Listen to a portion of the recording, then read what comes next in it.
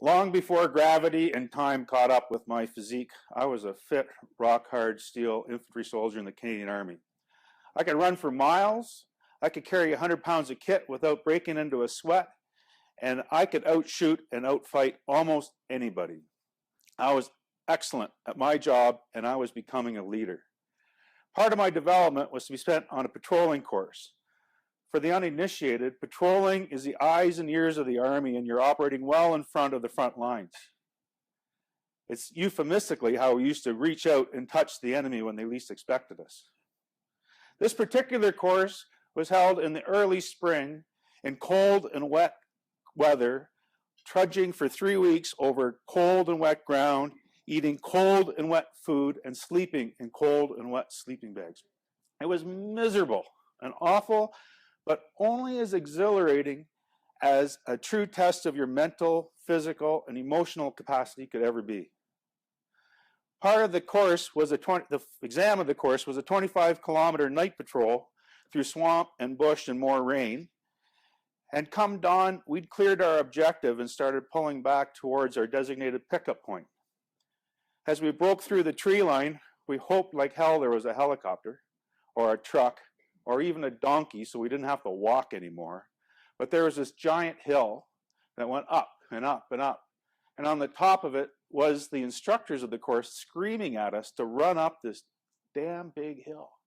And behind them was black and gray and green and purple skies scudding across, clouds scudding across the sky, pouring more rain on us, and sleet coming down so hard it felt like pellets hitting your skin.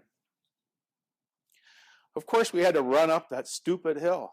And as we got to the top, it appeared from all our perspective that the hill cleaved off behind and fell thousands and thousands of feet to water.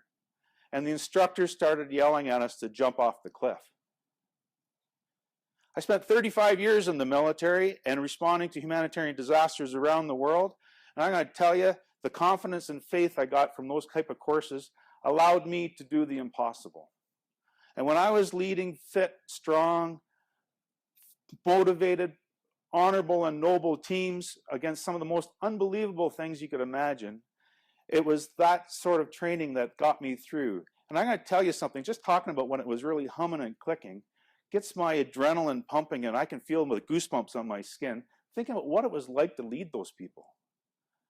When you're heading into danger and everybody around you is heading the other way, be it a natural disaster or speaking to your peers at CAPS, you have to have faith and trust in yourself. You have to have faith and trust in your people, your leaders, and that you actually truly are on a noble mission. There will be times when you or your people were soaked in fear, and time will seem endless for them. But you have to lead them through that by acting with motivation and skill, being present with courage and humility, and doing your job with driven purpose. 35 years on that hill, on that cold, wet hill, I flung myself off that cliff because I trusted my leaders. I had faith that my men were following me, and I didn't want to look like a loser when I went back to the home unit because I failed that damn course. And I'm going to tell you something, for one brief moment, I didn't soar for a second. I fell like a rock, 5 feet, 10 feet, 15 feet into a big pile of padding, the arms of my instructors, and a pass on the course.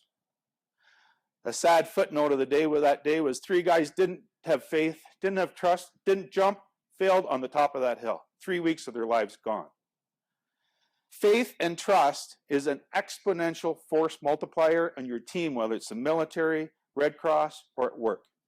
Lack of faith and trust will tear you down, potentially ruin your team, and cause your organization to fail in meeting its objectives. Faith and trust will allow you to fling yourself off to the precipice into unknown. Well-founded faith, as a famous philosopher David Lee Roth will say, will allow you to go ahead and jump. Thank you.